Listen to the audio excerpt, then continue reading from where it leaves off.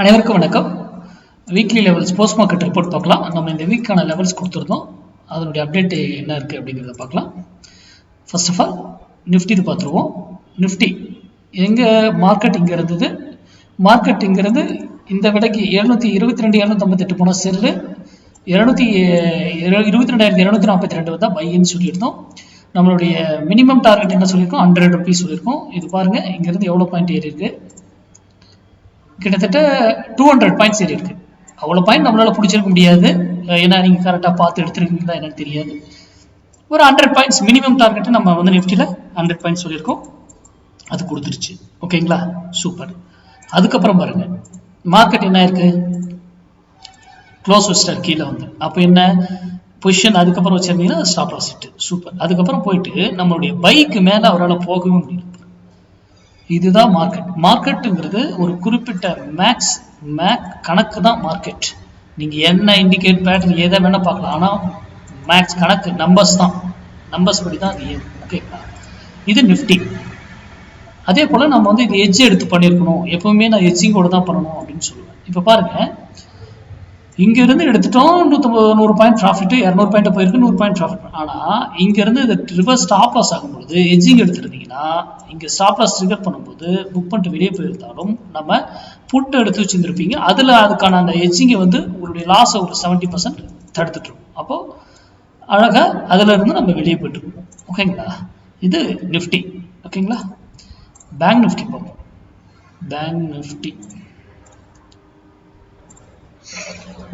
பாருங்க, என்ன சொல்லியிருந்தோம், 48,522 போனால் இந்த வீக் செல்லு, 47,178 வந்தால் இந்த வீக் பை அப்படின்னு சொல்லியிருந்தோம்.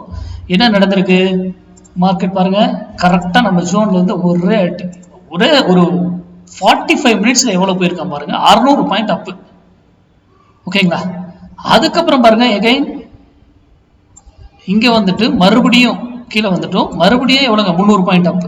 நான் இதில் எவ்வளோ சொல்லியிருக்கேன், minimum target 250 points, stop loss எவ்வளோ சொல்லியிருக்கேன் 150 பாயிண்ட்ஸ் இதில் இருந்து. அப்போது 47,025 உங்களுக்கு ஸ்டாப் லாஸாக இருக்கும். ஸ்டாப் லாஸ் வந்து என்னைக்கு ட்ரிகர் பண்ணதுன்னு பார்த்துக்கோங்க.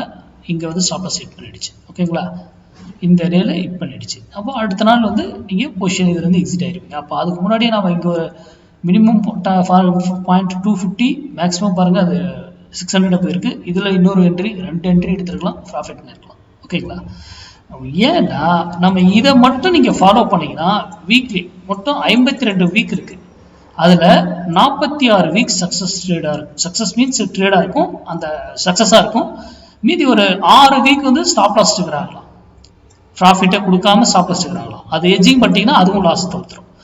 அந்த 46 வீக்ல ஏதாவது ஒரு சில வாரங்கள் என்ட்ரியே ட்ரிகர் ஆகாம இன்பிட்வீன்லேயே இருந்துடலாம், அது ஓகே, அக்ரி. ஓகேங்களா, இப்போ இது போலதான் நம்ம வந்து எப்பவுமே மார்க்கெட்டை வந்து மேக்ஸ் அடிப்படையிலேயே செயல்படுத்தணும்.